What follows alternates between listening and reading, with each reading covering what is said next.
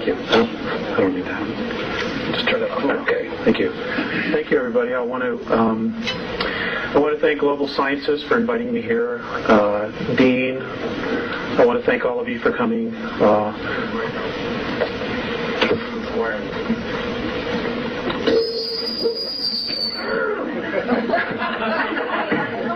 wired everywhere. And I want to thank my wife, because if it wasn't for her, I would not be speaking any longer. I want to just give you a brief background on how this all started for me. I grew up, for the most part, in Elk Grove Village, Illinois, and my grandparents had a cabin up in Woodstock, Michigan, which is in northern Michigan. And we were up there in August of 1964, and I experienced missing time. We had gone out to play into the fields, and I laid down in the tall grass, and I can remember throwing chestnuts out of the way to create a place for myself to lay. And when I fell asleep, and when I woke up, it was almost going on 9 o'clock. And I remember getting up and running back to the picnic area where the family was, and there was a police dog, a Michigan State police car there, and my folks and cousins, because it was kind of a family thing because everybody goes back to school. And I got the tar licked out of me for disappearing, and I told them where I had been, and they didn't believe me, so I took them back to where I was with the flashlights, and sure enough, there was my body imprint, and they swore they had been all through that area looking for me. It wasn't until age 14 that I actually understood what had happened then. I went to bed. It was just a normal night. It was in October. When I woke up, and there were two men looking down at me. And they were human beings, except they have no hair. And their skin is light blue, or at least Morinay, the very large one. His skin is light blue. Paseus is the elderly one, and I'll give you a brief background on them. Has turned white because of his age, but they are blue-skinned. They say that they are our cousins, and that we actually have some of their genetics inside of us. They originally came from Lyra, as all human life did in our galaxy. Human life does exist in other galaxies as well. And there's a lot going on. There's a lot going on. Okay.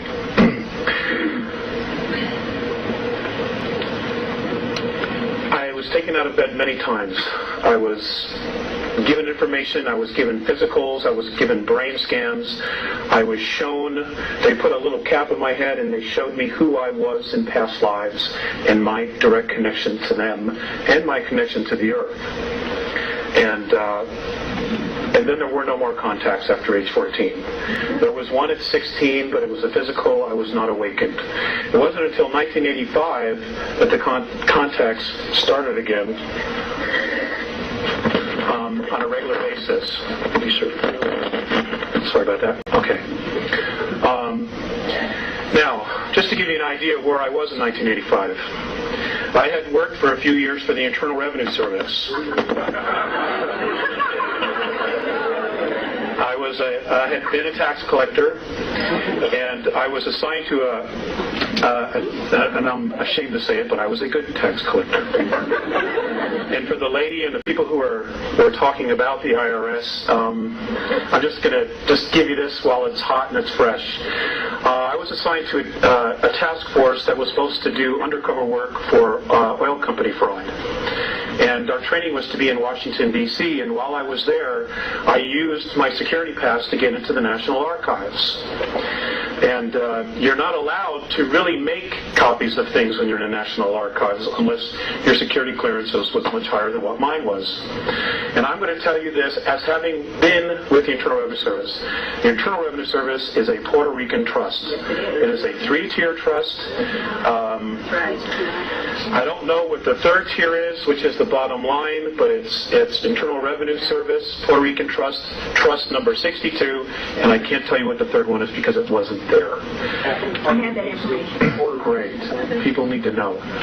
Also, none of the federal income tax laws are actually in the Federal Register, therefore they are not laws. They are codes.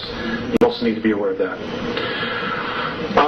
Anyway, I left the Internal Revenue Service and I opened up my own accounting practice. I started helping people with IRS collection problems because that's not something that you can learn going to tax school or going to a university. You have to have on-the-job training. Well, I started my practice, took the CPA exam. For 5 years, I had a practice in Beverly Hills and Malibu. I was living on a 700-acre horse ranch in Malibu at the time the context restarted.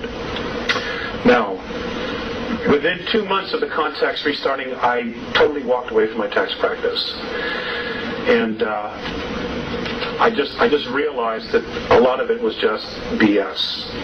And it just wasn't working for me. I had made some major shifts in a very short time. The contacts have been relatively continuous. They're both physical as well as telepathic. And folks, some of this information is going to be enlightening. Some of it's going to really bother you. And I'm sorry to be the one to have to tell you that we have a very serious problem on our hands. Okay? And it is just not the federal government. It just is not. There is a much bigger scheme going on here. And it involves extraterrestrials who are interested in us as souls. You might refer to the Bible, you might refer to whatever texts or religion you have, but there definitely is a battle of good and evil going on out there, and part of it has to do with us and our solar system because of its location and the minerals that are here. The regressives, and we're going to talk a little bit about that after I show you the moon pictures, don't give a damn about us. We are a natural resource. Okay? Be really clear when I say this. We are a natural resource to them. They don't care who you are inside. They don't care. As far as the federal government, we watched the movie Rob Roy the other night, and there was a line in that movie that sums it up perfectly. The government believes truth to be a lie undiscovered. But that's really where it's at. That's really where it's at. They are so screwed up that I don't believe they even really remember what the bottom line is now. Okay. As some of you are familiar with Hoagland's information, I think Richard does a good job, but I'm just going to share with you a personal experience that I had with Richard in Los Angeles. I was speaking in Los Angeles. I've spoken along the West Coast quite a bit, in Texas. And there was somebody from Showtime who was doing a private screening in a hotel room of the movie Roswell, the Showtime movie Roswell they put together. Well, I was invited to go in there. Well, Richard was sitting in the back on a chair. And I'm not reading any more into this. I'm just sharing with you my experience with him one-on-one. I sat down to him and I just looked him straight in the eye, and he didn't have a clue who I was. And I said, Richard, why don't you tell people that the moon is an artificial satellite? And he just looked at me and he says, I'm not ready to. All right? That's my personal experience. It's the only one I have. I think his information is good. But I'm telling you, from my own experience, he's withholding. And I don't understand why he's withholding. I can verify that. Okay? Because you, me, our children, our grandchildren, and our great-grandchildren are the ones at stake here. You know, we don't have anywhere else to go. We don't have any place to hide. This planet is our home. It's our home. And I'm just trying to help. I only have a piece of the puzzle. I don't have the whole puzzle. I think if I did, I'd be dead a long time ago. But I'm going to share with you stuff that I have been guided to that's on the far side of the moon. I don't deal with the visible side. Because as the right hand is moving here, the left hand's doing something else. Well, the left hand is the far side of the moon. If you remember the movie Apollo 13,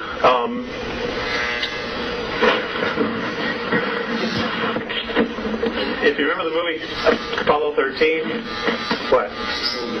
Move over? Oh, it's the lights. Okay. If you remember the movie Apollo 13, all hell's broken loose. They don't know if they're getting home. But they were so concerned about checking out and taking pictures of the far side of the moon. And here they are, they can't get home, but their focus wasn't on getting home, it was seeing what was on the far side of the moon. That is a true enactment, folks. Now I'm going to show you some of the things that are there. Now you may have trouble adjusting your eyes to seeing some of this. Some of the things you will not have any trouble whatsoever. These photographs, I was told specifically where to look, were taken by the Lunar Orbiter 4 from August of 1966 to August of 1967. They show so much. I mean, if you know what you're looking for, it's unbelievable. It's unbelievable. You know, and there's no way our astronauts missed this stuff. There's just no way. You know, 21-mile bridges, 7-mile monuments, ships sitting in the middle of craters. I mean, you know, you're going to see it. Okay? I'll tell you what the Andromedans, Morine and Visayas have said about the moon. And I want to take questions, so I want to get through this.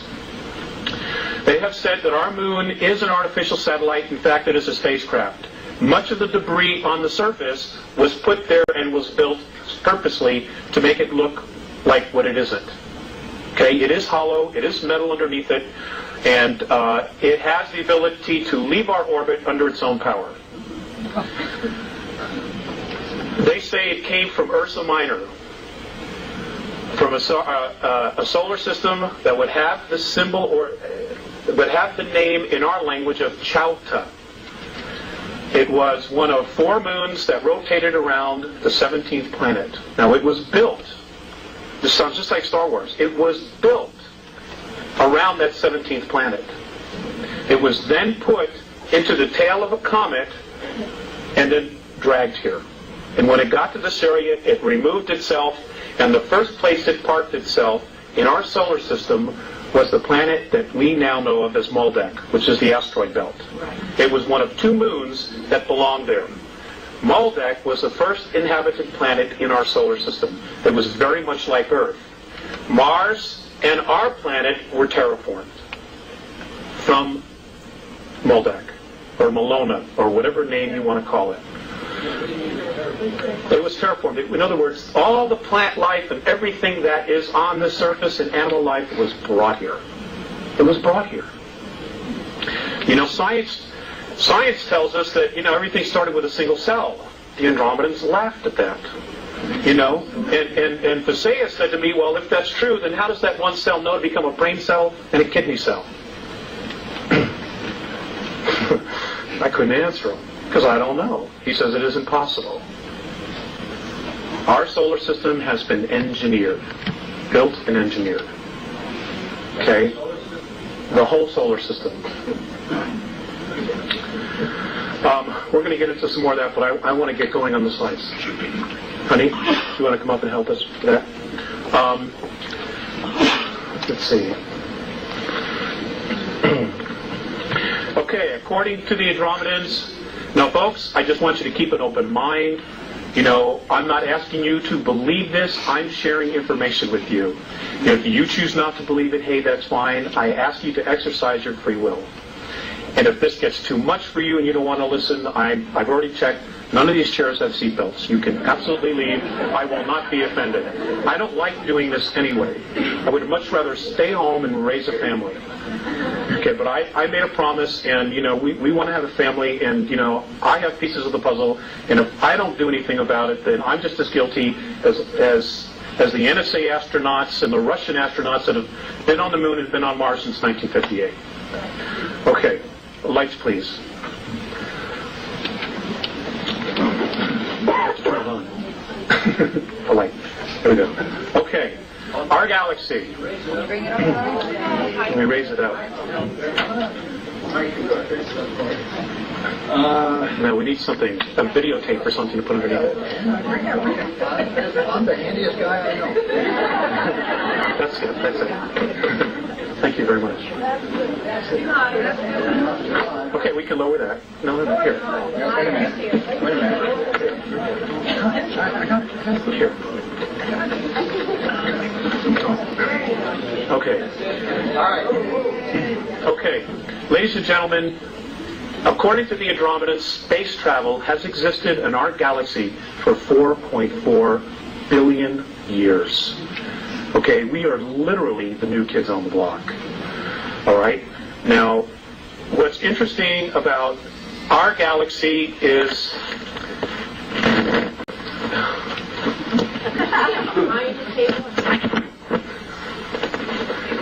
All right.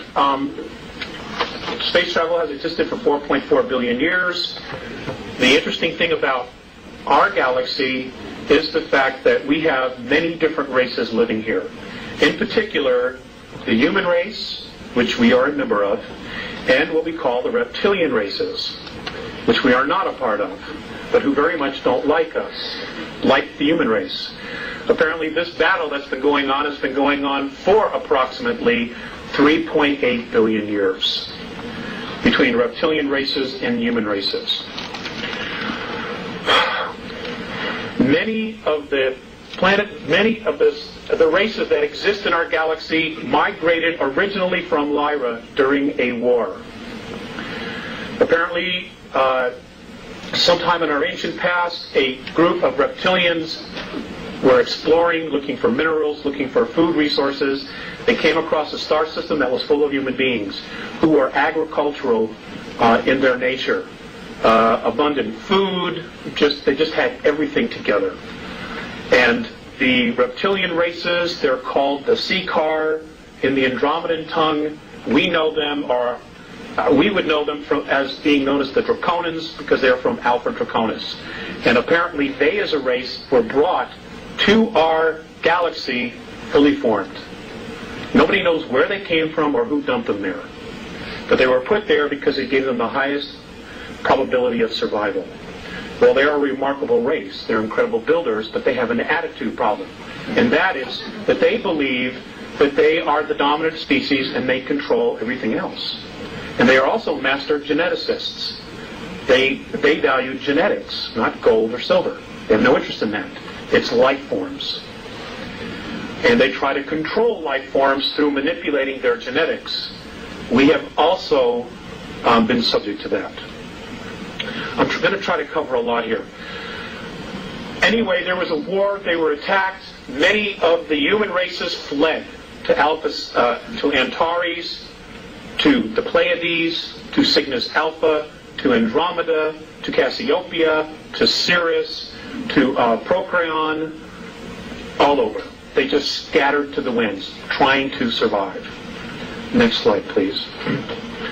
This is where our small little area is located. That which we see in the sky, this is where it's located. As you can see, we are in the sticks, the boonies. We really are. And this is why we've been manipulated and messed with so much as a planet and as a race. Because we have been, for the most part, considered insignificant. And then roughly 5,000 years ago, somehow they found out that we were no longer insignificant, and I will tell you why. According to the Andromedans, in our physical form right now, in our genetics, we have within us the DNA of 22 different extraterrestrial races who have come down here and manipulated, who have bred with us, who have tinkered with us, everything imaginable. And that somehow we have all this inside of us. Plus the fact that we're coupled with spirit. And this is something that the Greys have a major problem with. And I will cover that as well. Now, because we are the only race in our galaxy that has these genetics of 22 different races, because we are also spirit, they consider us royalty. The Andromedans consider us as royalty. Now, one of the factors that they look at, and the thing that totally awes them the most, is the fact that many of the more advanced races use technology to create things, to manifest things. The Andromedans are heavily use holographics.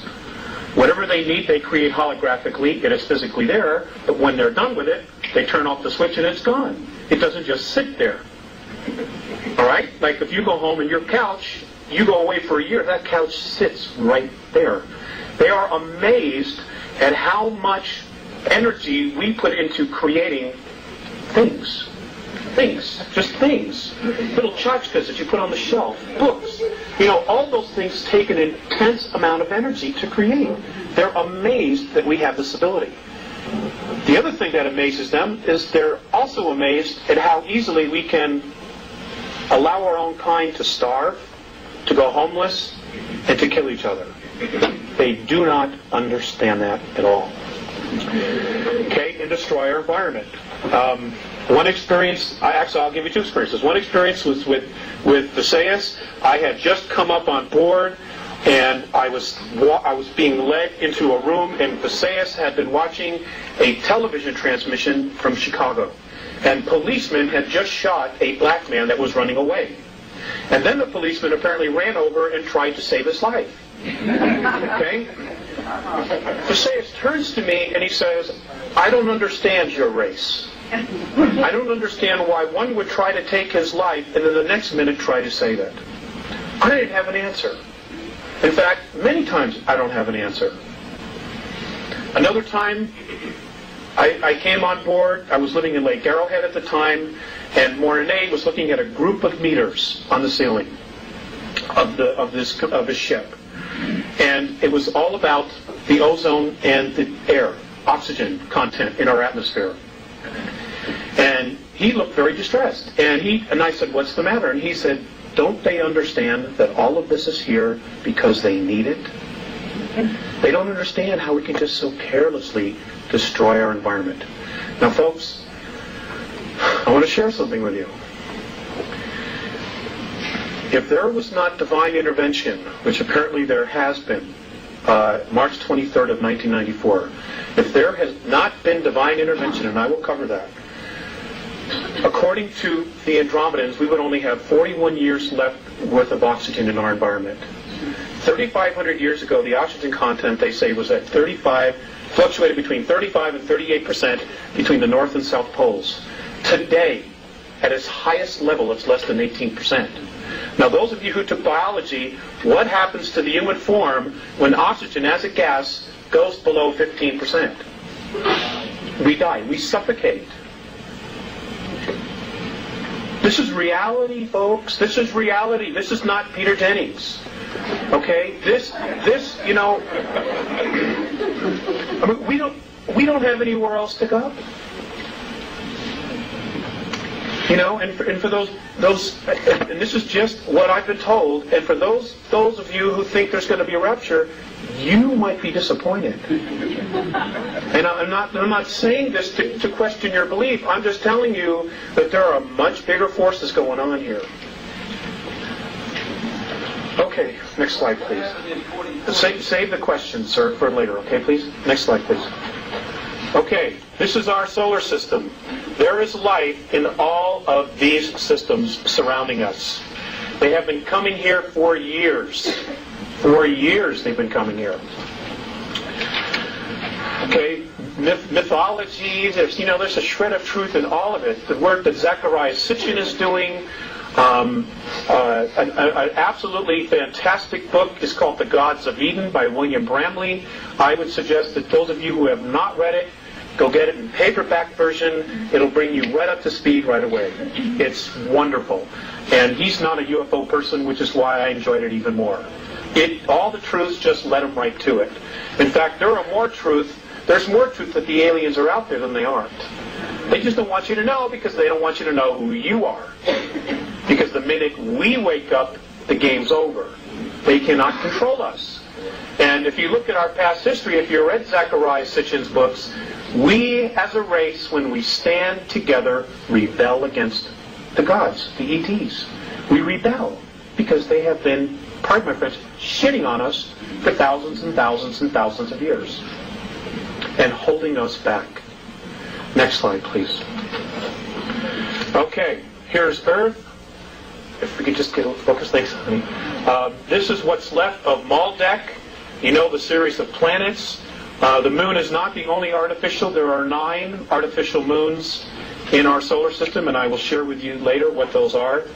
I just want to cover a lot of information. Okay, next slide. Okay, this is the typical and traditional picture. Does that look focused to you? Yeah. Okay, maybe it doesn't. Okay, this is the traditional picture that we see of Earth. We got an awesome home, folks. It's one of the nicest ones around. But there are some things about our planet that have been withheld from us. For example, our Earth is, in fact, hollow. It is hollow. The next slide, I'm going to show you a NASA photograph that proves that there's an opening at the North Pole. Okay? You can find this photograph in a book called Our Violent Universe by Nigel Calder. It was first released in England, and I don't know how this one slipped through the cracks, but it did. Thank goodness. We are told that the gravity of our planet has to do with the rotation. According to the Andromedans and their science, the radiation of the sun is what causes gravity on planets. And any body, planetary body that is approximately 29.3 miles or larger is capable of sustaining gravity because of the radiations of the sun. Now I realize that flies right in the face of what we've been taught. Well, again, I'm just here sharing with you. If you were to go from the surface, from downstairs the parking lot, go approximately 821 miles, you would reach a huge open cavern that does not literally have a sun in it, but apparently they are electrons, and as they go through the surface of the planet, they break down to their finest point, which is light. And that, at the very center of the planet inside, is the strongest force of gravity, and that is why they collect, and that is what is literally the aurora borealis. It is these electrons, these particles, coming out of the top once they have totally broken down, which is why it's almost in a circle. Almost always in a circle. Next slide. Okay, right here. This is just north of Greenland. This is exactly where Admiral Byrd said he flew in. Right there.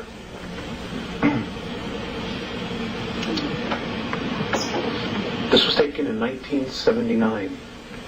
Now you mean to tell me the Gemini, the Mercury astronauts, the Apollo astronauts, when they came back, they missed this? I don't think so. I don't think so. If you can get your hands on the book, there's a color photograph. This is a photograph from the book. It is, folks, it's there. Whoops, there it is. It's there. Next slide, please. Okay, our moon. Our moon is quite the enigma. Apparently our moon was brought here 11,213 years ago, to be exact, in the month of March. What we know is the month of March. It came here as a base, okay, as a ship carrying ETs. They were coming here to colonize. They did, in fact, colonize.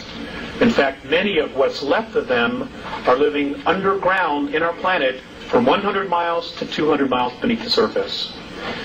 Now, I've gotten a lot of crap for talking about this, but I'm just not going to shut up. The beings that brought this satellite here to our planet in the last 25 years are responsible for over 31,000 children disappearing from the surface. And I don't know if you're paying attention, but over 100,000 children a year are vanishing from the face of the earth. And folks, they're being taken out of here. And the governments know. The world governments know. All right, and we're going to cover that. We're going to cover that. Next slide, please. Okay, did our astronauts really go there? I know that there's been a lot of talk that maybe they didn't go there because of anomalies and pictures. And a lot of talk that maybe they didn't go there because of anomalies and pictures. Many of the pictures were faked because the pictures that the astronauts took, there was stuff all over the place. They couldn't hide it. Yes, they did go. But yes, there's been a manipulation of other things put in there that supposedly looks like our astronauts. So, we have to use common sense when we look at these things. The next slide, please. Did our astronauts see things? Absolutely. Mornay has told me that the United States government, just our government, has at least 53 of its own UFOs, flying saucers, that are stationed on the moon, on the far side. And I'm going to show you where he says they are. It's in one of the slides. They did, but they were told to shut up, not say anything. Many astronomers who have been taking a look at the moon, many of the lunar rovers and the cars that they drove have disappeared. They're no longer there. Well, they just didn't get up and float away. Okay, the moon has got gravity. Especially on the far side, it's got gravity. Mornay has told me that if you take Copernicus crater and you stood at the bottom, that the gravity is equal to that of Chicago. As if you were standing in Chicago. Because again, it is not the rotation. It is apparently the sunlight. The sun's radiation that creates gravity. This is what they say. Now, our moon does not turn on its axis. It rotates around the Earth, but we primarily just see one side, or only 59% of it. By the way, our moon's the only one that does that. It's the only one. Next slide, please. Okay, this was taken out of National Geographic. This was in the early 1950s. This was NASA's idea of what moon bases would look like. They, in fact, did do this and create this in February of 1958. So when Kennedy said, we are going to send man to the moon, part of our government, primarily the NSA, was already there. They were already there. Now, folks, you don't hear much about the Russian space program, but let me tell you something. They are a major player, and they are also here. And they don't work for us, neither does the NSA. They work for international bankers who are the new priesthoods for extraterrestrials. And we're going to cover that. Next slide, please. Okay. According to the Andromedans, there were primarily 9 huge domed cities on the moon, the front and the back. They housed up to 5 million extraterrestrials at one time. There was water, there was vegetation, there was everything they needed. Okay, and these covered hundreds of miles. So when Richard shows you the pictures of the things, the shards, so many miles tall, 9, 10, 15 miles, whatever it is, he's right. He's absolutely right. But there's more. There's more. Okay, next slide. Okay. This is along the equator on the far side of the moon. This is what's left of a pyramid. There are 4 pyramids on the moon. Excuse me. Okay? Now, I can assure you that the pharaohs, just to practice, did not take the Hebrew or the ivory up here, build one, then bring it back and do it right in Egypt. Didn't happen. According to the Andromedans, almost all the planets in our solar system have pyramids on it. Some have more. I've asked why. Some people say they're tombs. The Andromedan perspective is that these are weights. And what they do is you put them in a strategic location, it balances the rotation of the planet. It doesn't keep it from wobbling, which means that if the ETs are there colonizing, there's no major fluctuations in weather and gravity. Gravity anomalies as well as the electromagnetic field, which is around every single planet. It has to be balanced. That's what these are for. That's why Giza is directly dead center of the landmass on planet Earth. Next slide, please. Okay, can we just focus this a little tiny bit? Okay, folks, I want you to focus on this area right here. I want you to focus on this structure in here. For those of you who are architects, please feel free to, say something about this. This area right here, you can see the curves, the angles. There's another bridge here. I want you to notice these lit up objects inside the bottom of the crater. We've got a close-up of it. Next slide, please. Here we go. Okay, here's another bridge. Apparently this is inhabited by extraterrestrials from Orion. These are, I'm told, are domes. Does everybody see this? Okay. I'm also told that this is a road that goes into here. There's an elevator that goes up to this area here. And when they land, they take an elevator or something down, and then they can walk, because there's atmosphere on the far side of the moon. Which is why the astronauts took pictures of clouds. You know, I mean, it's unbelievable. You know, the snow job that we've been given.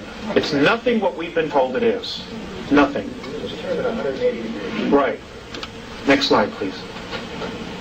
Okay, I want you to focus on this.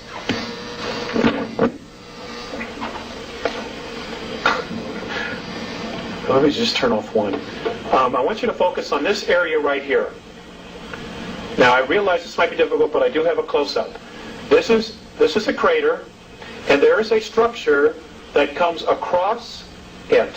You can see the sun coming through this way. You can see it shining right here underneath, and you can see this is still in the shade. This structure here. This is a 21-mile long bridge. Next slide, please. Here.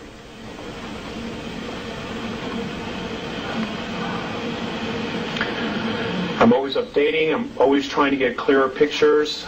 This is 21 miles. Now, you may not see it. You may have to adjust your eyes.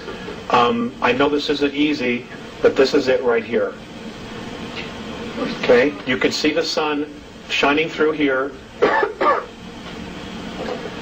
Now, we didn't build this. And how is it that our astronauts missed this? 21 miles. That's from here to almost to Boulder. Next slide. Okay. Look at this. Just sitting there parked. This was taken by the Lunar Orbiter in 1966. Next slide. Now, isn't it interesting that we're told that the craters were created by meteorite impact, or incessant meteorite bombardment? I just love that. Okay? And yet, you have full-fledged mountains in the dead center of these craters. Many of them are even higher than the crater walls. Folks, that's just not possible. It is not possible. You have craters that are 30 to 40 miles in diameter. The deepest one is only 7,000 feet. That is also an absolute impossibility. Richard talks about his dome structures, okay, that had some kind of a glass on it. Right here. I believe, and I'm told that this is what's left of one of Richard's domes, that he has a picture of them, with the long shards and the pieces hanging off. This is what's left of it. As you can see, there's a shiny spot of the glass tickered in, but that's what this is right here. This apparently also was a domed city, but it was destroyed by particle beam weapons between what we now know as the Orion group and a group from the Pleiades. This happened approximately 9,600 years ago. Full-out war here. Next slide, please. Okay, I want you to just check out this area here. All these structures, look at these. Apparently these are hangars. This is a complex that is inhabited by human beings from Earth. Also want you to look at this object. I'm trying to get a better picture of what this large structure is. But what's really interesting about this area here and this is look at nice how sharp this crater is. The corners here. Very nice and sharp. Here. Very nice and sharp.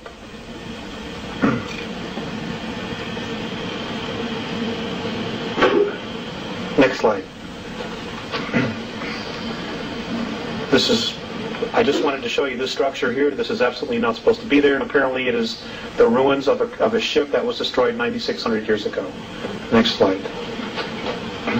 Piece of shard.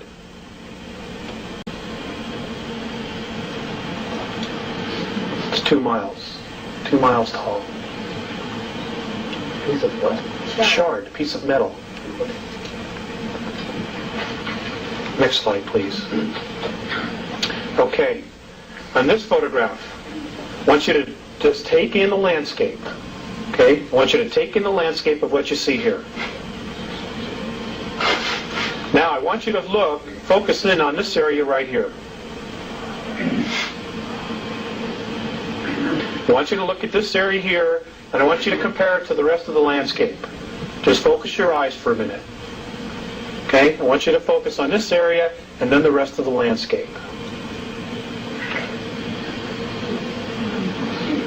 What's unusual about this area right here? Anything else?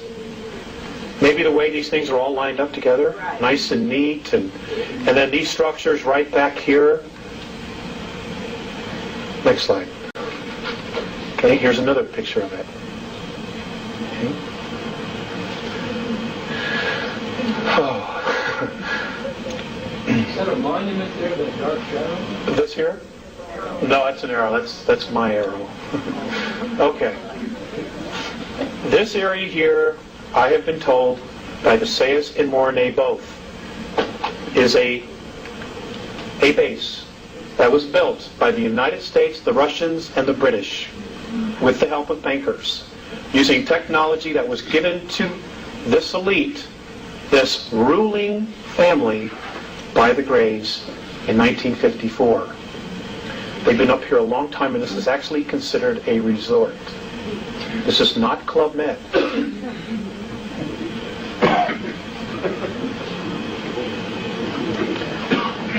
Next slide. More ruins down here. Here and in here. These are not supposed to be here. These are pieces of spacecraft apparently that were destroyed 9,600 years ago in a war that took place in our solar system. Next slide, please. Okay, this is the same structures I showed you earlier. Here's some more ruins. Now I want you to look at this area right here. This apparently is what's left of a dome, one of the dome structures. And these pieces that you have on the inside are pieces of the roof that just fell to the floor of the dome. You can look, you can see it, you can see there's the circumference. Here's part of the wall that's fallen down this way, okay, and here is part of the dome that is still intact. If we go to the next slide, I might see a little better, but we'll have to focus it right here. No, maybe not. Okay, this was also destroyed in that war 9,600 years ago. Next slide, please. And if you can see this, this is very light. This is a piece of a bridge that crossed this crater where half of it's gone and half of it is just still standing there. I don't know exactly how many miles across this is. But again, how did our astronauts miss this? Next slide, please. Okay, these are more ruins. I myself have even had trouble seeing some of the things in this, but they've been very strong about this particular area, so I felt it was important to include it and just share it with you because maybe somebody in here will see something more than what I see. You know, people often do, so I'm just trying to share it. These structures here, it's a weird place. Again, this is along the equator on the far side of the moon. A lot of those craters have a rising piece in the middle. Yes, sir, they do. Yes, sir, they do. And, you know, some of them are full-fledged mountains, and they're just not supposed to be there. Next slide, please. Okay, now, look at this.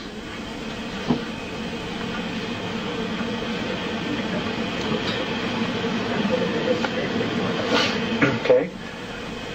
Honey, is that the best we can focus it? Okay, thanks. This area here apparently is a domed complex inside this crater, and I'm told that the world government picked this area because there's water underneath it.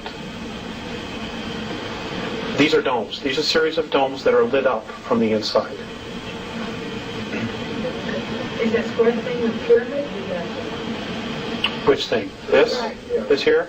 I don't know exactly what that is. It's not discernible in the pictures. You know, I think sometimes they purposely blur these just a little bit.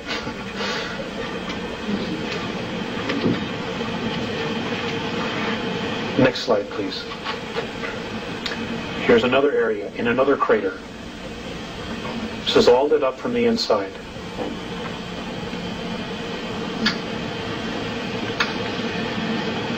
Next slide. The structure here.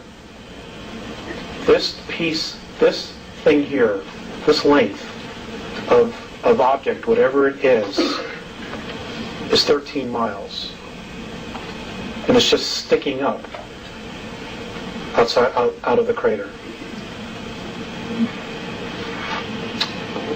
Next slide, please. Okay. Now, I want you to look at this area right here. Everybody see this area? Is that a yes? Okay. How many of you have been to the Sears Tower in Chicago? You ever been to the top? It's about a mile high, right? That's what they say. It's about a mile high. Next slide. Here it is again. Now, I want you to know these photographs were taken from... This particular photograph was taken by the lunar orbiter at 86,000 feet. Okay? According to Morine, this is 7 miles high. And it's a monument to one of the old ETs. Next slide. Here's a close-up of it. What kind of was it? Your suspicions are pretty accurate. Back up just one more time. Okay. Now let's look. Now just look at the rest of the terrain here. Okay. Look at the rest of the terrain and just look at how this sticks out. 7 miles. How come our astronauts missed it? I mean, I hate to be redundant, but I'm just hoping somebody will have the answer. Next slide. Oh, we did that. Okay. One more time. Okay. This particular area, I'm told, is now being reactivated. They say, Morine have said that all of this are ruins and that there are underground facilities all through this area. And I just wanted to share it with you because they're very strong about this particular area. And this is a dome that is apparently that was still left intact.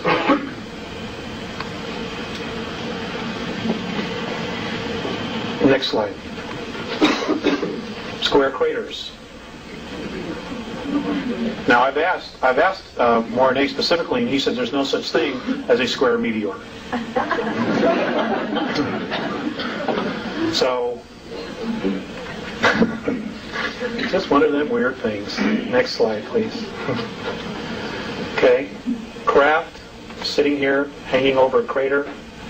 Next slide. These are all taken by the lunar orbiter.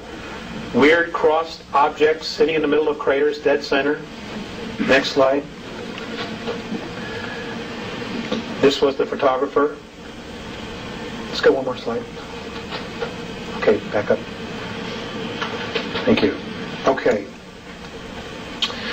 Ladies and gentlemen, somebody else, I think George Leonard wrote this, somebody else is on the moon. George Leonard, yeah. George Leonard. Somebody else is absolutely living on the moon. I am told that there are 35,000 full-time human beings from Earth living on the moon. And they are Aryans by birth. Now let me just say that one more time. They are Aryans. Now let me just say that one more time. They are Aryans by birth. They are Aryans by birth. You're going to have to research them because if I come right out and say it, I'll get in deep trouble. Okay, Aryans by birth. They're not.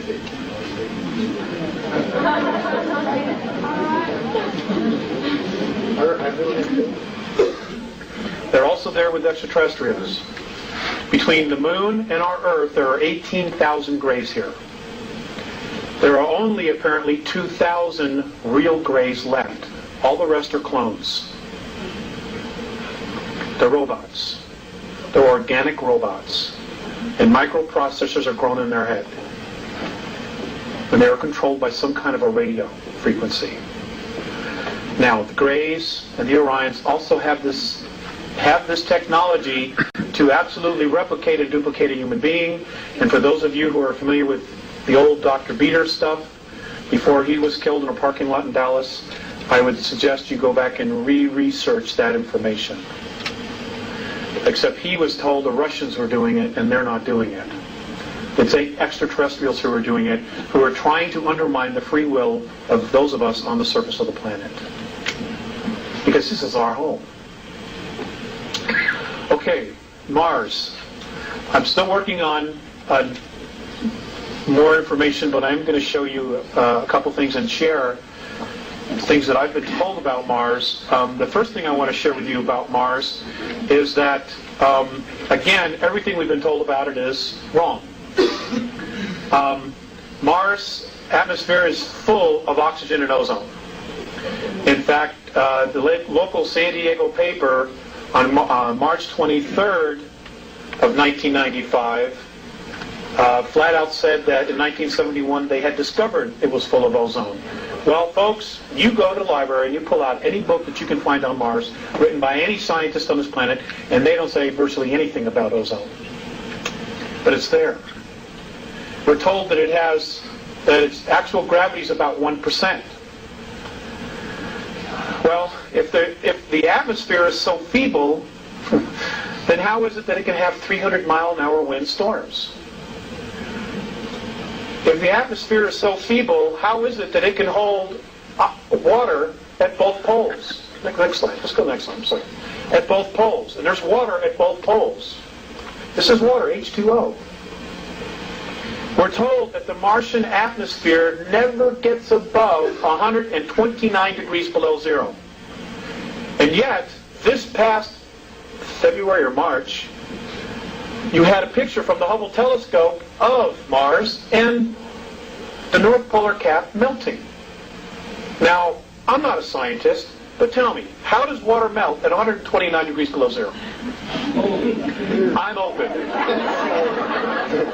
I'm open.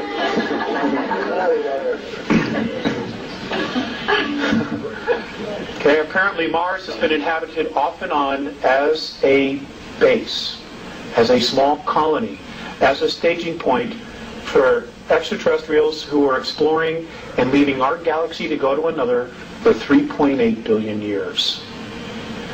The ruins that Richard shows and other people, they're tombs. This is what I'm told, that they're tombs. And that there's far more there than's being shown. Most of it's been buried. Because during a war previous 69 million years ago, Mars was almost exactly like Earth. In fact, Mornay has said that many of the animal life that was on Mars is on Earth. That when we get there, when we as a race get there, publicly get there, we will find that there were dinosaurs. Many of the exact same animals and mammals and reptiles were on both our worlds. And that Mars had a totally different orbit. It was literally pulled from its orbit, and as it was pulled from its orbit by 19 million miles, it rolled like a ball 3 times. And the water that was here just moved everything. And that it's been reactivated. It was reactivated in 1989. Now, I did a lecture in Dallas, and I've been talking about this information for several years now. And I was told that in 1989, Orion troops landed on Mars and took over colonies that were settled, created there by Terrans, us, by human beings from Earth. They came in and just took it over. Now, this gentleman who approached me, and I'm just sharing this with you, said that his best friend's brother worked for Central Intelligence and was the director of NASA and resigned in 1991. He said that his brother told him that the meetings on Malta, on the ship just off the coast of Malta between Gorbachev and Bush, were about what was going on in Mars and that they were scared to death. Now, folks, I got to share this with you. The beings that are here from Orion, they're into control. They're into control. There is no such thing as self-rule in the Orion Empire. There is a hierarchy. Now, if you look at our planet, if you really look at what's going on our planet right now, there's only one nation that truly cherishes self-rule and actually has real experience in self-rule. That's the U.S. And we're armed to the hilt because our Constitution says we can be. This is why the focus is on destroying the United States of America. Okay, the UN, the World Order, all of that stuff, they're all taking orders from ETs, and they're scared to death. But they are willing to sacrifice this nation. They are willing to kill 3.5 to 4 billion people to maintain their place as the new priesthoods. This is Sumeria, this is Egypt all over again, but on a much grander scale, because now you've got 6 billion people living here. If the people of this nation surrender the Bill of Rights by 1998, folks, you will no longer have the United States of America. That's a guarantee. That's a guarantee. This is the reason the Andromedans are coming back. Because 317 years into our future, our galaxy is in tyranny. And they have traced, through time travel, all the events that lead to the single point that shifted the energy from free to tyranny. Now, we're not just talking about free, we're talking about also on a spiritual level. Suppression, oppression of soul, of spirit. And they have traced it all back to our solar system, which is why many races are coming back and saying, hey, wait, this isn't going to work. Because 317 years in our future, there's tyranny here. There is no such thing as freedom. And we somehow are dead square in the middle of this thing. Sorry for the news.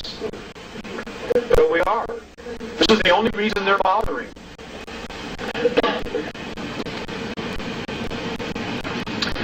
Next slide. Save your questions, please. Write them down, okay? You all know about the face, or most of you, I'm sure, do. There is a lot more in this area that needs to be explored. Those of you who are researchers, please get pictures of not the face, but go north, where the mountains are. Okay? There are ruins everywhere. There are domes collapsed on top of themselves. In fact, there's one that's still there that looks like Texas Stadium in Dallas, with the opening in the middle. It's there. It's there. Next slide. I just put this in because everybody's interested in the physics. I'm not a physics person. But it is important because it all matches up. You know, there are symbols in all of this. In fact, I want to share with you about crop circles. I've asked a lot of questions about crop circles, and I'm told that there are 2 groups leading crop circles. There is the Andromedan Council, which is made up of 139 different races, which is putting encoded information into the Earth to help stabilize it from Earth calamities. They're trying to buy us time. And many of the other crop circles that are being left by Orion. Now, where are they coming from? They're coming from Hale-Bopp. Hale-Bopp. Hale-Bopp is not a comet. Which are ships are going to move out of the tail and move into an orbit around Mercury. And this is in February, March of 97, and they're going to tell us they're here for sure. That'll be the latest. The highest probabilities is that by the end of November of this year, after Spielberg's movie about Roswell is released, they're going to start telling you that they're coming, that they picked up signals. And the truth is they picked up signals back in 1960, you know. And in fact, they were already on the moon in 1960 with extraterrestrial help. So, I mean, the whole thing is a conspiracy within a conspiracy within a conspiracy, and it is all to keep keep us fat, dumb, and stupid. Not to spook the herd, as a friend of mine said. Because they fear us. They fear us. Because if we stand together and we ask for benevolent help, folks, it's going to be there. In fact, I've been told that the Andromeda Council has already decided to directly intervene, but I don't know what that is. I can tell you this, that the Pleiadians are a full-fledged war with the Greys outside our solar system. They're dying on both sides. This is going on, and the Hubble telescope sees it, and there are 2 Hubble telescopes, not 1. The Russians sent 1 up. But you're not being told about that. Next slide, please. Olympus Mons, 15 miles high. 1979, NASA admitted that they saw water vapor and ice clouds going over it. That's 90,000 feet. Okay, that's higher than the clouds on our planet. Now we're told that the circumference of Mars is 4,200 feet. The Andromedans say, wrong. They say it's 11,230 miles. It's 3 times the size we're being told it is. The Andromedans also say that if you look at the planets in your solar system, and you look at the brightness of those planets, that is proof that we live in a binary star system. They say we have 2 suns. But because of the rotation and the position of our planet, we never see the sister. But if you're on Venus, Mercury, or the others, you would see it.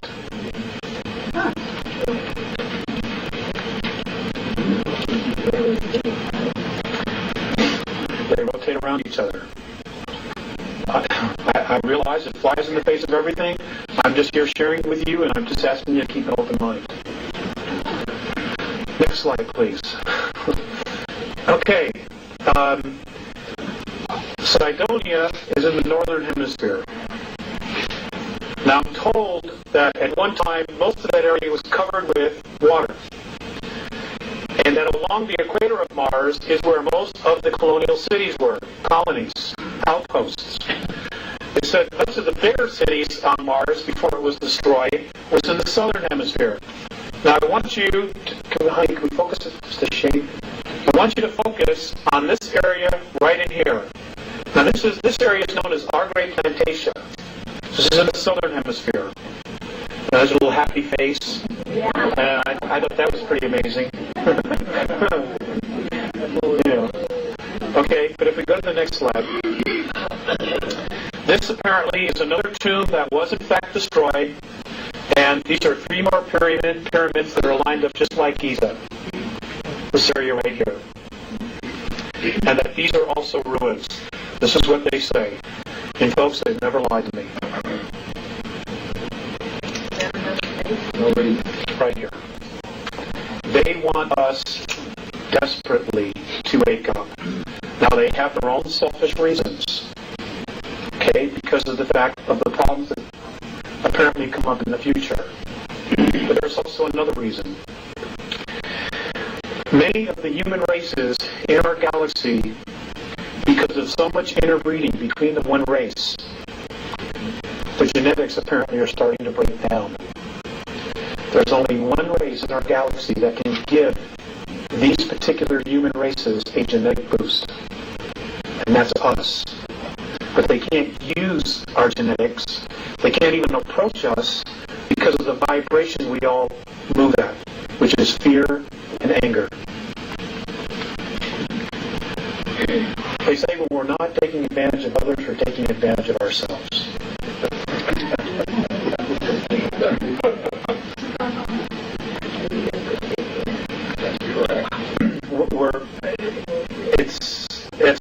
It hasn't stopped the regressives because they vibrate at this frequency, and they've also helped to propagate many of the belief systems that we have right now. We have real problems because this is all coming to a head by the year 2000. They're going to be here in 97, and official protocol ships from Orion are going to be here. Now, I want to share with you some of the things that the Greys are up to. Many people say they've left. I'm sorry to disappoint you, but apparently they're still here. They have no intentions of leaving because they need us. They are desperately trying to save their race by using our genetics. But it isn't working. They can create the form, but they can't put soul in the body. That's a gift. Now, here's what they're doing. This is what I'm told they're doing. I'm told that many of the abductions that are occurring now, that the vital body, the aura of the people being abducted, which is primarily the females in a family, and it's usually the first and second daughter and the mother.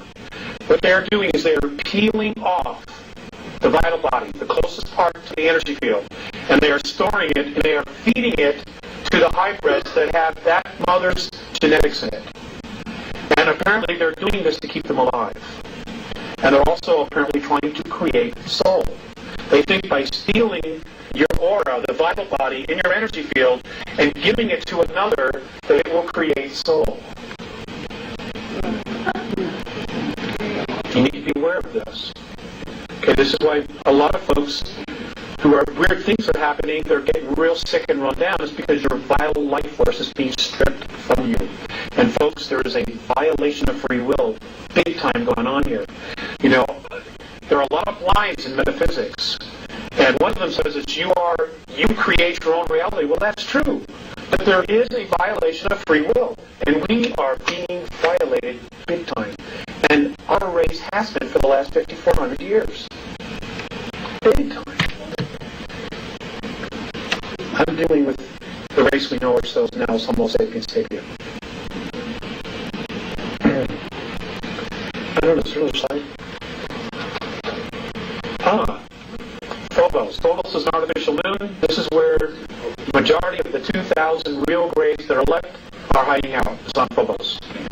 And when you look at pictures of Phobos, when you go through your magazines or you go through,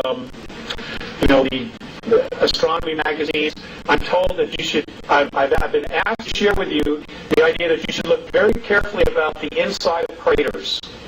That many of the openings that lead into this are inside the craters. That the bottoms open up and the ships come in and the ships come out. Okay? Now, Phobos is a major anomaly because it goes counterclockwise to everything else in our solar system. It rotates counterclockwise to everything else. Let's see this one more. Okay, this is the North Pole of Jupiter. This is a photograph taken by the Voyager.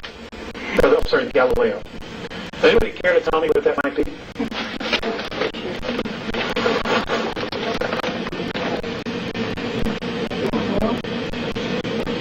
I don't know either. Yes, that's the North Pole. When it went over, it photographed this sitting there.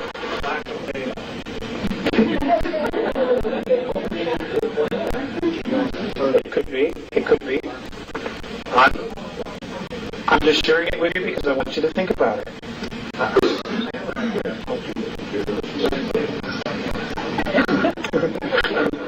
think it's a satellite. It's a satellite that they caught on top.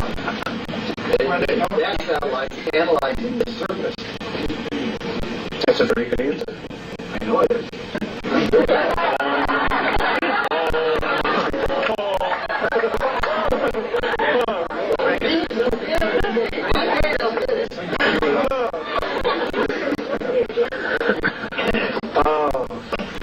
Next slide, please. This is Ganymede. Ganymede is another artificial satellite. Ganymede has life on it, has water, has an atmosphere, has oxygen. Many of the benevolent races use this as a base. This is Ganymede. Has an atmosphere, has oxygen. Many of the benevolent races use this as a base. This is Ganymede. I'm sorry? That's Jupiter. It's one of the moons of Jupiter. Now, if you look carefully at the satellite we just sent up there, and you look at the rotation of what it's focusing on, the moons that it's focusing on will tell you an awful lot about what it is that they're looking for. They do nothing without a reason. And let's see, this is it. Okay.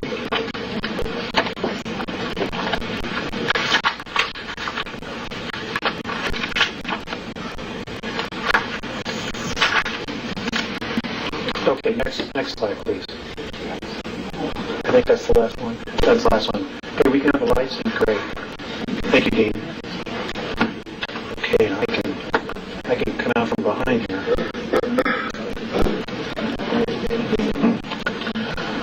Okay, I want to share this with you.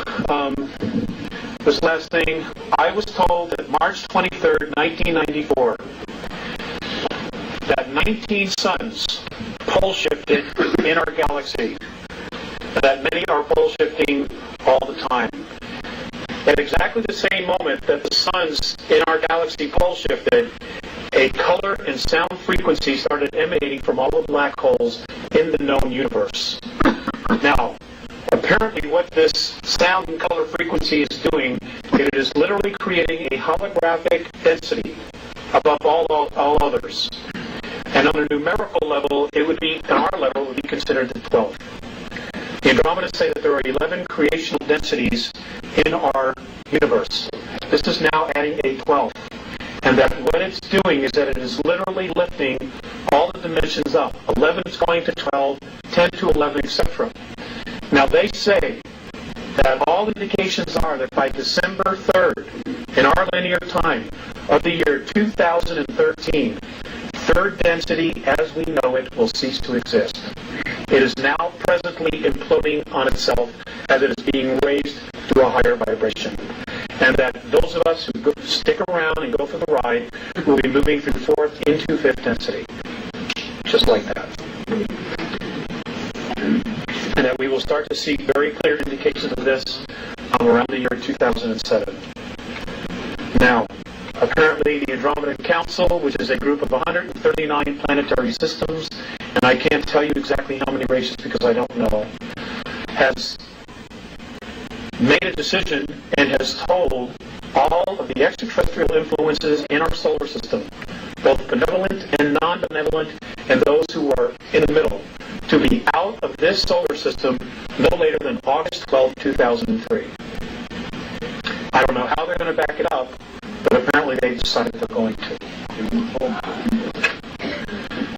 So they want them all out of here.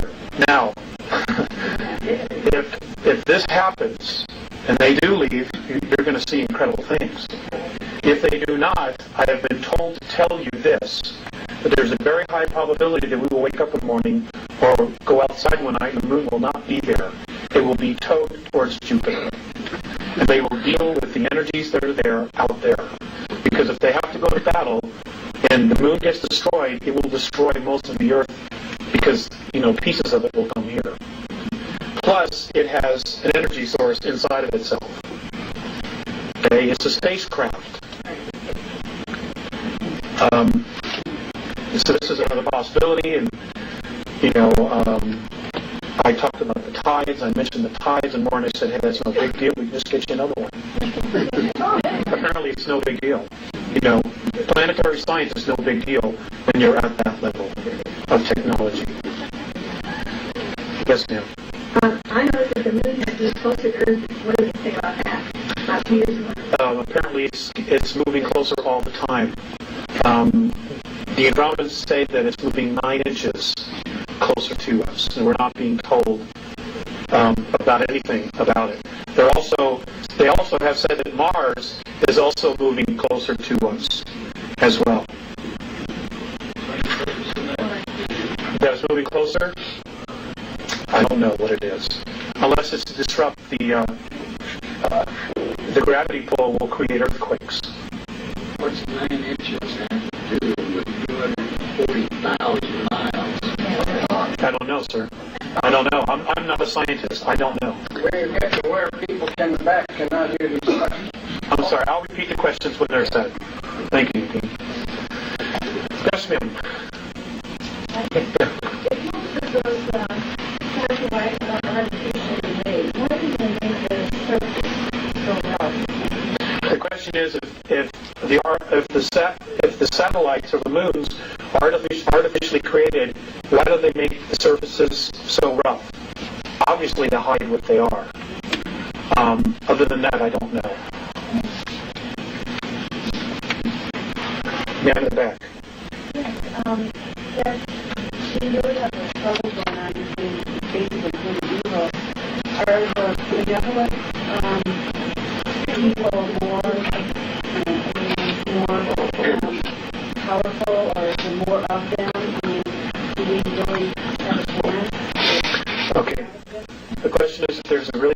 between good and evil? Are the benevolents more powerful? Do they have more? And do we really have a chance? Oh, gosh. I've been told that if they stuck together, yes, they could resolve the situation here. But there are some significant problems that they have. Now, back in 1985, when I was being told all of this, there were a lot of discussions going on back in Andromeda about what to do with us. Now, half of the Andromeda Council didn't want anything to do with us. And their reasons were this. These were their sole reasons for not wanting to help us. They don't respect their home, they don't respect each other, and they don't respect themselves. What is their value? Now, those that wanted to help, because they have seen us as totally being violated with our free will, somehow convinced them that this was a worthwhile project. Now, intervention not only changes our reality, it changes their reality. And one of the things that the Andromedans and Mornay has said specifically is they don't want to come down here and help us, but we don't want to help ourselves. Because then they end up babysitting. And if something happens, we could always blame them. And the cycle starts all over again. This is about self-responsibility. That's what this whole thing is about. There are one group of ETs who say, well, there's no way. You cannot be self-responsible. You cannot rule yourselves. And then we were given this opportunity 200 and some odd years ago to try this experiment. And we succeeded in doing it. But now we're being lulled back into a place where we want somebody to take care of us. And you know that. You're going to sacrifice your freedom. I'm not about to do that. So, who's going to win? I don't know. I wish I knew. I wish I had a place to hide until it was over, but I don't.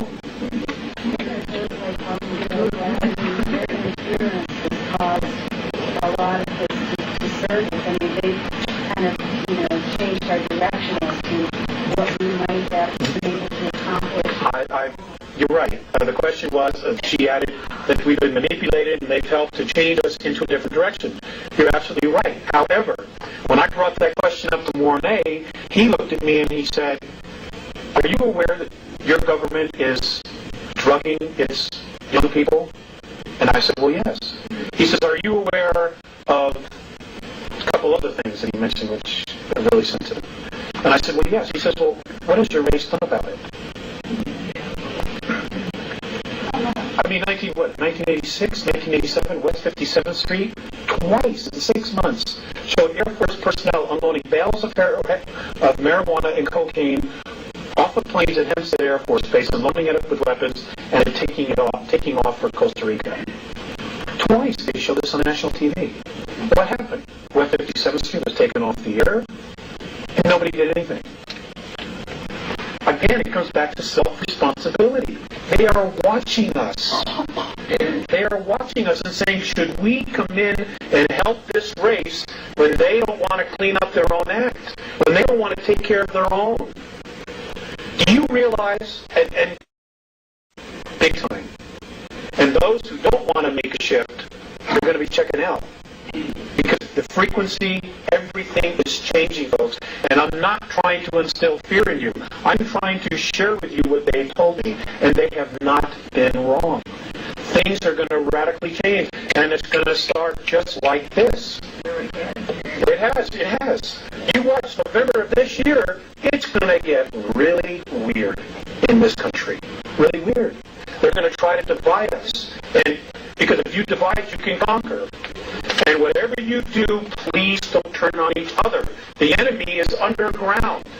They're on the moon. It is not your neighbor. It is not your policeman. He's not the enemy.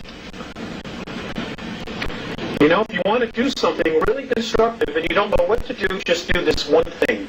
Come November, if there's an election, vote. Whoever's been in office, vote them out. Start over. That will buy us more time.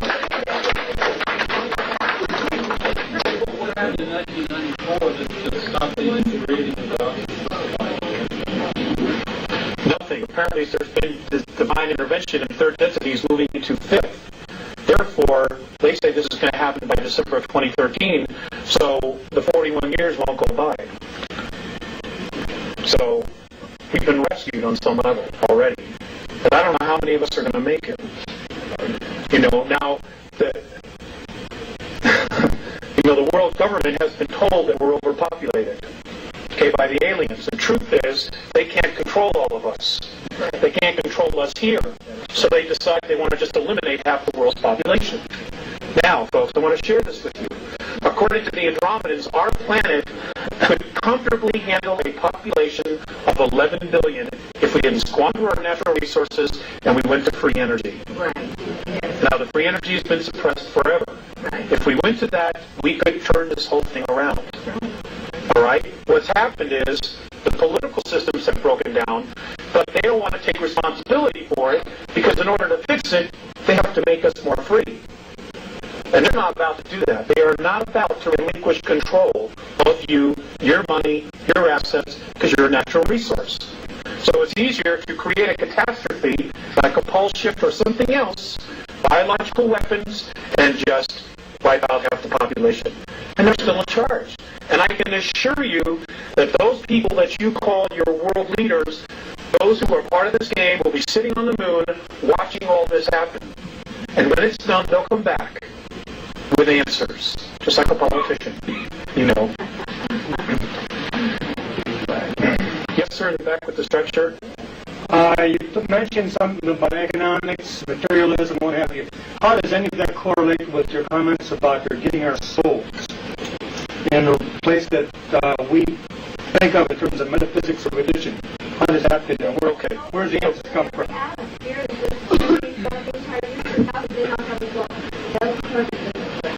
Who could not have a soul? The Greys? The clones? No, I'm referring to the clones, the hybrids that they're creating. They do not have souls. That's what I'm told. That's right. They're not actual beings. Microprocessors, organic microprocessors are grown inside their brains. Some of them are not, no. The ones who are not clones? Yes, they do. What was that question back there? I still didn't get it. We got off. Yeah, where does soul and spirit get into this? Okay. This possible solution. Why are they so interested in us? Now, this is really going to stretch your belief systems. I am told that a majority of the physical beings, human beings, that are in third density, not only on our planet, but in 21 other systems, who are experiencing the same problem we are having,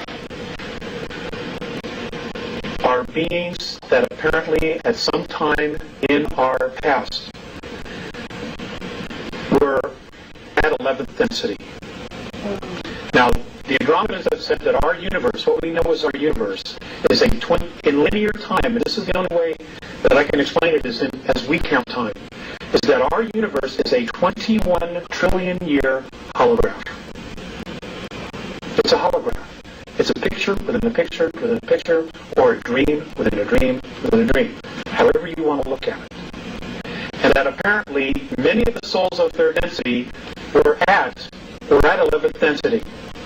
And for some reason, this collective group consciousness decided they wanted a different perspective.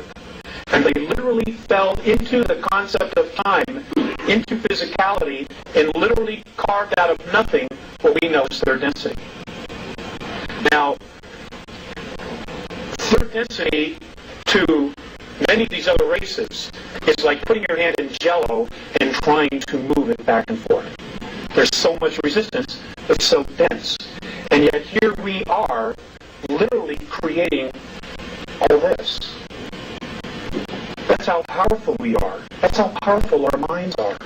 Which is why there's been so much focus on brainwashing, on trying to make us victims, or believe that we're victims.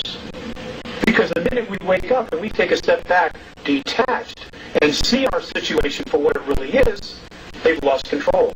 It ends there, the minute we awake. And this is why channeled information. So many different races and beings are trying to light the fire underneath us because they can't directly come in and interfere unless a percentage of us ask for permission, because then it's a violation of free will. And they've done exactly what the regressives have done, even though it's for our own good. You cannot violate free will. That's the law. So they're trying to help us awaken and at the same time try to make us think it's our idea. That's the trick. And it's working, I think, to a degree. But, you know, how quickly it's working, I just don't know. I'm scared. I'll be perfectly honest with you. I am scared about what the next 4 years are going to bring. What about the earthquakes? A lot of it is. I'm sorry. The question is, what about the earthquakes? Some of them are natural, and some of them are being caused. I wish I had a board. But what's basically happening is you've got a planet that is vibrating at a frequency of fear and anger. You've got this new frequency called the 12th density, which is lifting everything up. Well, these really dense energies cannot move up. So the planet herself, in order for her to move up into fifth density, has got to cut loose with this energy. And what's happening is that she's cutting loose with this negativity that she's been holding on to. It's hitting the surface and it's feeding us as a population because we're already in that space. You know, and you know, there are predictions of wars. Oh, God, we're all primed. We're all ready for it. You know, the whole world's broke. Everybody's looking for food. The world has got a food supply of 53 days. The entire world. The United States of America, should there be a catastrophe, has only a 7 days food supply. What happens after those 7 days? Are we going to start feeding off each other? That's our MO.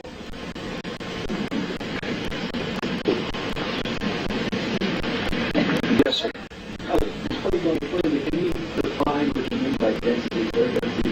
Yes. Okay, can you define densities, frequencies? Density and emission, they're really one and the same thing. They are a frequency in which light and sound oscillate at. We oscillate at a specific range. Other things oscillate at other ranges. Higher ranges, there really isn't anything lower than us at this present time.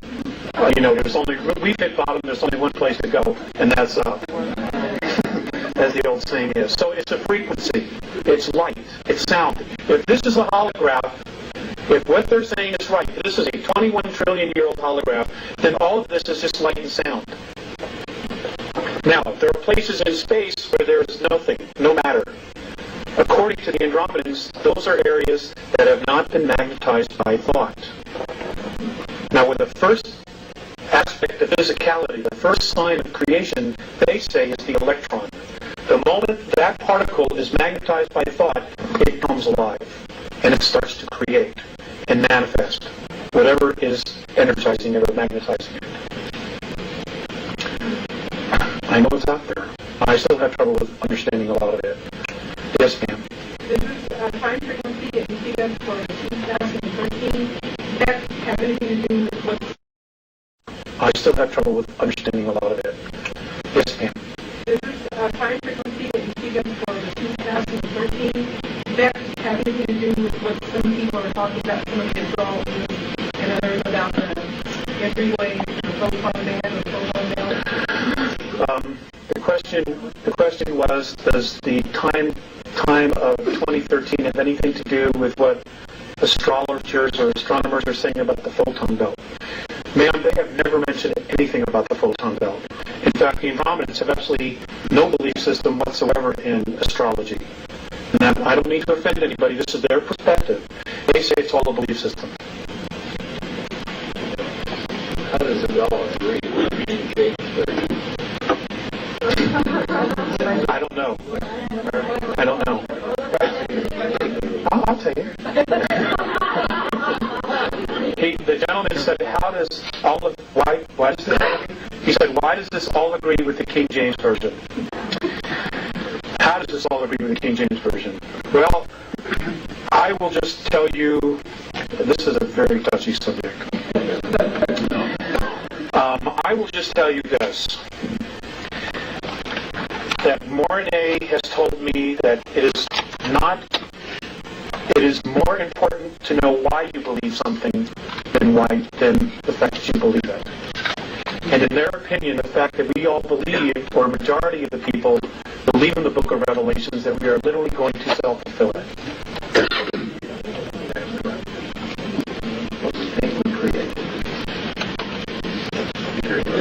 See who else? I see somebody pointing at somebody else who doesn't want to raise his hand, probably. Yes, ma'am, in the back. Talks about. Could you stand up? I can't hear you. Okay. I'm sorry. Richard Kogan talks about hyperdimensional physics, and through that we can change our reality. So this is really what we're saying, is that if you believe in the book of Revelation, we're created.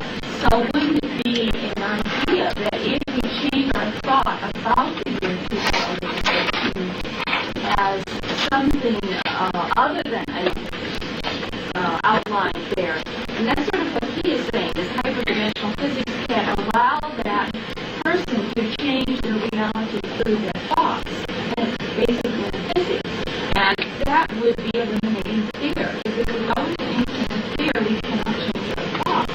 I don't know, when you said you were afraid, it made me concerned about your information, although I really think your information sounds to me very valid. But when fear can change that reality, that makes any sense? Yes, it does. The fears that I have are my own.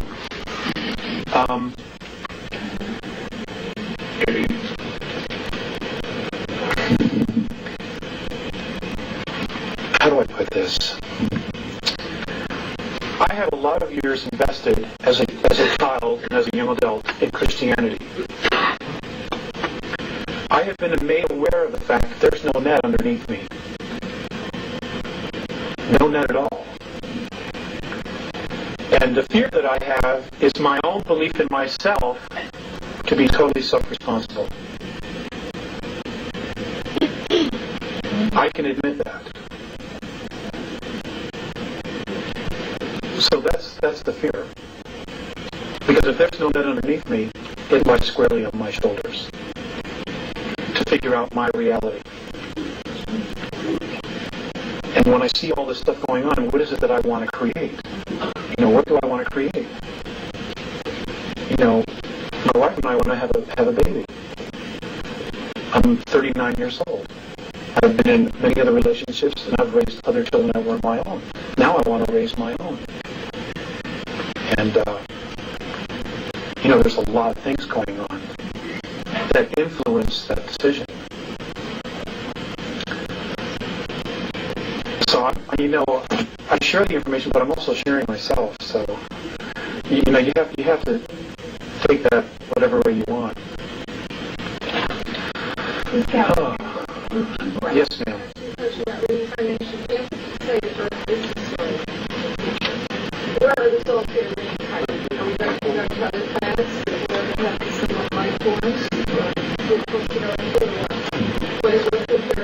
Okay. The question was about reincarnation. If the earth is destroyed in the future, where will all these souls go to continue to reincarnate? That's a great question. I will share with you a couple things about that. Their theory, the dominant theory on that is this. They say that all physical matter that is in this 21 trillion year old holograph came out of what we know as black holes. So the Big Bang Theory is correct in its simplicity. But apparently what happened was some other universes somewhere also went through the process of evolving, and those things that chose not to evolve, to raise their frequency for whatever reason, were taken into black holes, and because spirit cannot be destroyed, it has to create another space to continue to evolve. Now the Andromedans call that space consciousness. They call our universe consciousness, because that's what created it. They say this is happening all over again. And the London Sunday Times, this past Sunday, for those of you on January 1st, the London Sunday Times on the back, apparently the Hubble telescope has found a floating black hole that is moving through, it's right now in Virgo, it is floating, and it is pulling some suns, some stars into it, but not others. And they're gone. And they're actually watching this thing now. And that's the London Sunday Times, January 1st. For those of you who want to go to your newsstands and try to get it. It's on the back page of the front section. Big article. Okay, so, there's a God. And whatever she has decided to do is going to happen. Actually, I asked about that, and they said that, that they call it the isness. They themselves don't know exactly what it is, but just that it holds everything together. But that if they had to give it a gender, it would be female. Because it creates life. Yes, ma'am. One of the crop circles, a couple of them actually, this last summer, showed the planets around the sun, almost like your one picture was there with the asteroid belt, but it was to see that where the Earth is supposed to be, there was no planet. There was the ring there that showed the orbit, but there was no planet. Did you see that in crop circles? I did not, but somebody told me about it in Dallas. Yeah. I don't know. I've not had an opportunity to ask about that. But Would you? I'd like to know that. Believe me, I have a list of questions. I'll get to you in 1 second. They say that the crop circles are fifth-dimensional geometry. That's what it is. And in case you don't know that, crop circles have been showing up in the United States, but it's being suppressed. And they're primarily showing up along fault lines on the West Coast. So stay tuned for that. They're actually happening, but the feds are doing an excellent job because of the satellites, making sure that the minute they're created, that they're out there as soon as possible to make sure it's bulldozed, plowed over, etc. Yes, sir, in the back. Yeah, I was just curious, how did your communication process with the Andromedans, and is it at your request or their request, and how often does it occur, and all that kind of stuff? Well, there's absolutely no pattern to it. And, question here. Okay, he wanted to know how the communication with the Andromedans goes. Is it my request or their request? Sir, there is no pattern to it. They let me know. I will go outside at night, which I do every night, and I will look up into the sky, and I will project a symbol, which is a communication that I have with them. And I don't always get a response. Sometimes I have to wait months to get a response. But it's they're almost always at night. They're both telepathic as well as verbal. Now, Mornay is the only one that has actually gone to the effort to learn to speak. Visayas doesn't. It's all telepathic, and they talk in symbols. Now, when you start, for those of you who channel, you may already be aware of this, or mediums. I don't really like the word channel. You get impressions. Telepathy is speaking in holographs. That whole stack of papers, and you put it all together. Okay, when somebody's talking to you telepathically, they're giving you that entire concept of everything like this. The whole thing is right there. It is not where I am describing, well, sir, we take this and move it to the front of the house, then we take this beam and move it there. It's not like that. You get the whole thing instantly. And then you have to learn how to unravel it. It's taken me years to do this. And they've been really patient, and I'm not the only one. They're talking to 3 other people. I'm the 4th. There's one in Argentina, who I don't know yet, but I've met somebody who does know him. There's one in Asia and one in Europe. And there are other groups that are also contacting a lot of people here. Because we're different. We are really different. I'm not saying we're better, but we're different. And they apparently see some value in us, those that really want to help. Even the regressives see value in us, which is why they're so hell-bent on trying to control us and to suppress us. Now, ladies and gentlemen, there's a lot of energies coming. There are a lot of earth changes that are coming. I can tell you this beyond a shadow of a doubt, absolute proof positive inside of myself because I've been shown it. In 8 years, Southern California will be 8 islands. That's it. It's all going to be water, except for those mountaintops. So if you have family there, New York City by the year 2000 will not be there. It will be ash. It will be sacrificed. It's going to be sacrificed. The powers that be have already made that decision. Sacrificed. It'll be a sacrifice. An offering. An offering. Those souls that live there, their energy is going to be an offering.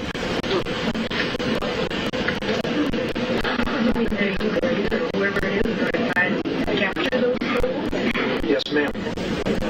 Yes, ma'am. Yes, ma'am, they can. It's because what's underneath. Yes, sir.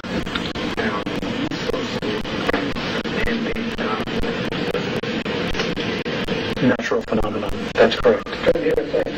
He said, he asked the question, basically he made a statement, the East Coast is going to be a man-made phenomena, and the West Coast is going to be a natural phenomena, and I agreed with him.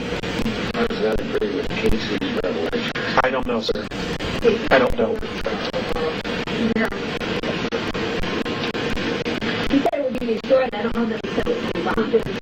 It was going to be an act of terrorism would turn into ash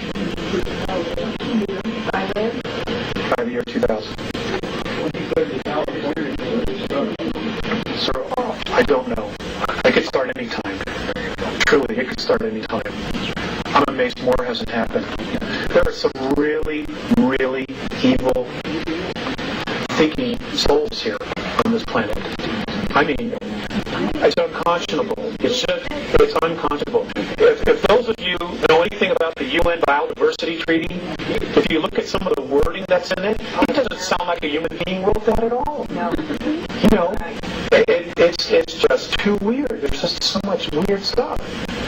You know, and that's because they were influenced. The UN was set up by extraterrestrials. That I don't know. I think that maybe in its original conception it was honest, but it's certainly been perverted. Certainly been perverted. We get somebody else next question. Yes, ma'am. Is there any comment on that are out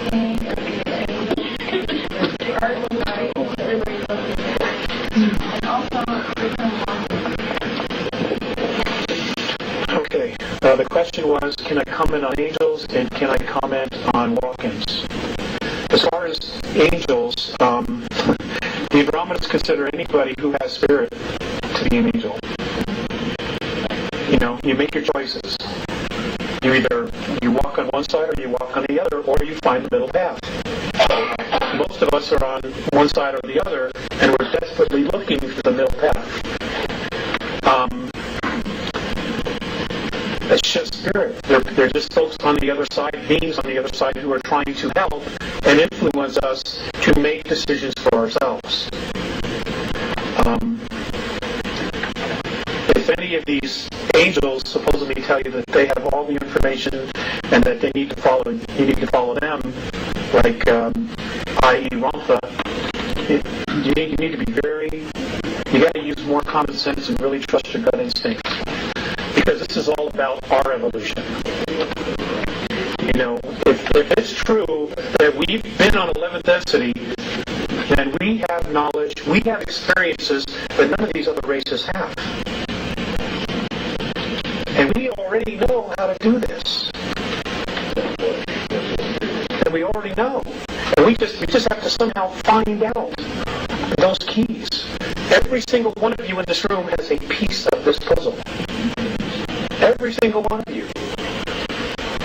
You know? And you gotta honor that piece that you have. And you've got to honor yourselves. Don't let anybody tell you that you're not awesome, because you are. You are so awesome. It's just beyond words. You know, they want to consider you a natural resource. You will only be that if you believe it. It's that simple. This does not have to be a major struggle. You know, unless we just stick our heads in the sand and go into denial. I mean, how could you be in denial of all this stuff that's going on? I mean, it blows my mind. The regressives consider us a natural resource. They feed off of us. We make things for them. We produce for them. We create energy for them. They harness their thoughts. Their chatter. You know, we can create things out of thin air, literally out of thin air, that they need technology to do.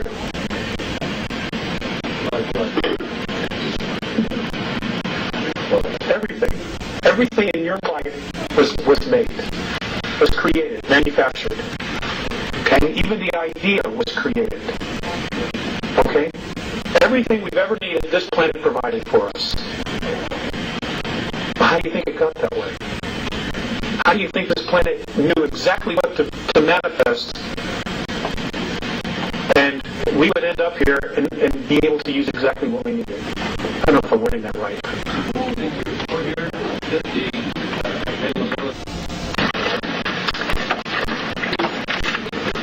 Okay. Now these things are supposed to happen in the next 9 years, by 2004. Number 1, scientific proof of dimensions and higher self-consciousness. Now, ladies and gentlemen, your consciousness, your thoughts, who you are, is not in your brain. The only reason that our bodies have the brain is so that our soul, our greater selves, whatever it is, can make the body move. Okay? Your essence is in your energy field. It's in your aura. That's who you are. That's your life force. That's where your consciousness is. It's not inside this bone right here. It's here. It's all around you. 2, reincarnation will be scientifically proven and demonstrated. 3, acknowledgement of other life in the galaxy and universe. Ample proof already exists on Moon, Mars, and on the Earth. 4, extraterrestrial contact from at least 9 different races. That's going to blow some minds. Introduction of free clean energy devices based on magnetic fields of energy. Of course, they would be introduced. You notice the word there. They've already been built. The Earth is hollow, incapable of sustaining life, and the existence of a city known as Kal-Ni-Gor, which is in the hollow Earth, that was originally built by Lyrans. Lyrans were one of the original races of human beings. Number 7, rediscovery of the lost lands of Atlantis in the Atlantic and in the Pacific, a very large temple complex still intact that belonged to Lemuria, approximately 150 miles southwest of Easter Island. Now that's going to blow some minds. Number 8, reality that all we see in the physical is a holographic imprint directed and created from a higher portion of ourselves. Apparently, in the next 18... That's going to blow some minds. Number 8, reality that all we see in the physical is a holographic imprint directed and created from a higher portion of ourselves. Apparently, in the next 19 years, we as a race are going to evolve over 150 years. It's going to be like that. Which is the way it should be. I mean, for every, I don't know if you're aware of this, but for every 2 years that passes, military technology advances 44 years. Do you have any idea the toys they have that you paid for? I mean, it's awesome stuff. And of course, they don't want to let us play in the sandbox. I mean, it's ridiculous. Go back to what you said before. You said we were involved over 150 years. In the next 18 years, we are supposed to evolve over 150 years. And there was a statement made before that. All that we see in the physical is a holographic imprint directed and created from a higher portion of ourselves. Number 9, human consciousness is not in the brain, but located in its entirety in the energy field and aura. This is the 1.5 to 5 ounces that the body loses at the moment of death. That's who you are. That's the only part of you that's really you. You just create this to play the game here. Okay. Number 10. How our past and present educational processes have not prepared us to be completely conscious, creative thinkers. Number 11. That organic and plant life forms do exist on 7 planets and 15 moons in our solar system. Yes, ma'am. Number 11. That organic and plant life forms do exist on 7 planets and 15 moons in our solar system.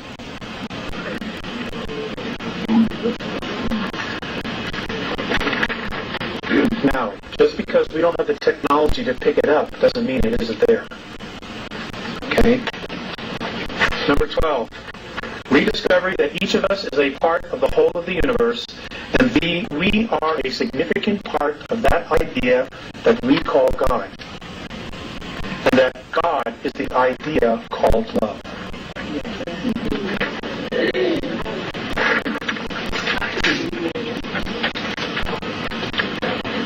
Number 13, that this accelerating self-discovery being experienced was created and activated by all of us. So, sir, that's a $64,000 question. You get the answer when you call me and let me know. I guess it's just,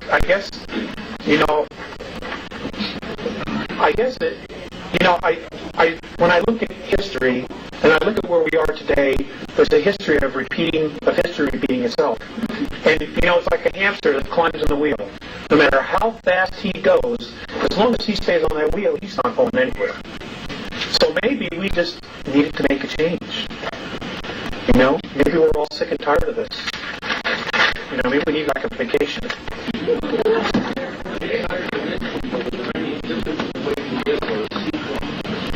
My understanding, sir, is that they are different. Your consciousness is completely different.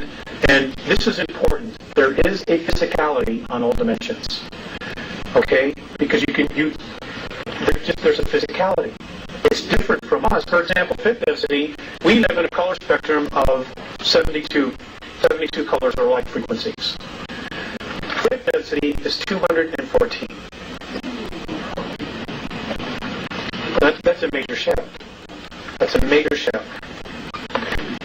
Number 14, that we, as a product of extraterrestrial genetic manipulations, are possessors of a vast gene pool that has many different racial memory banks of at least 22 extraterrestrial races in our DNA.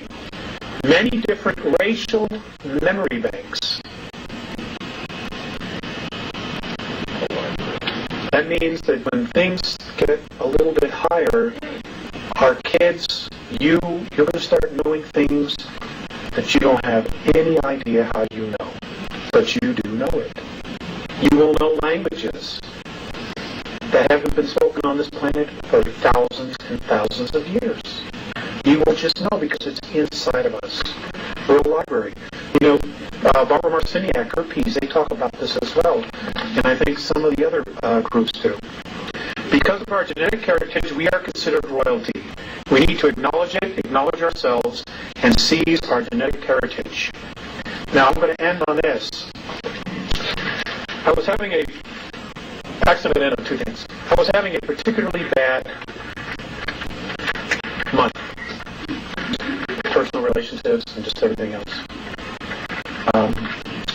And it was time for me to come back here. I was living in Lake Arrowhead at the time, which is in Southern California. And I didn't want to come back. I flat just did not want to come back. So I got really upset. I started to cry, and I didn't want to come back. And as I found myself on the ground again, I remember I heard Sayus' voice in the back of my head. He said, "Turn around." I turned around, and he was at the door of the craft as it was starting to take off. And he looked at me and he said, "Alex, the love that you withhold is the pain that you carry, lifetime after lifetime." And I just want to pass that on to you. Because nothing else that they have said has changed me more significantly than that. Yes, the love that you withhold is the pain that you carry, lifetime after lifetime. That thought, Alex. You just heard me a while ago. You didn't have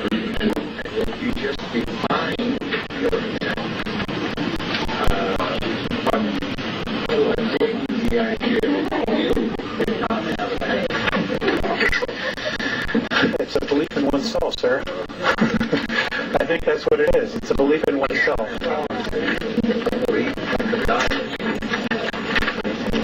Well, yeah. We'll talk about that. We'll talk about that. I'm trying to think of all of myself over here. Hold on. I want to end up with this. I'm done with this.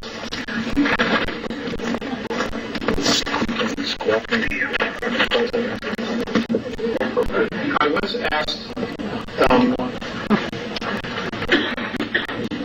was asked Visayas. Wrong microphone. I was asked Visayas. I once asked Visayas, okay, what was our future going to be? You know, the future of us here on Earth. And this was his response. This is the Andromedan definition of our future, us as a race. Responsible freedom of self-determination. Becoming truly self-confident and free to unconditionally be responsible for oneself without being coerced to accept some higher authority. I'm going to read it one more time. Responsible freedom of self-determination. Folks, thank you for coming. Becoming truly self-confident and free to unconditionally be responsible for oneself without being coerced to accept some higher authority. Ladies and gentlemen, you're awesome. Don't let anybody tell you different. Go out there and kick ass. Thank you.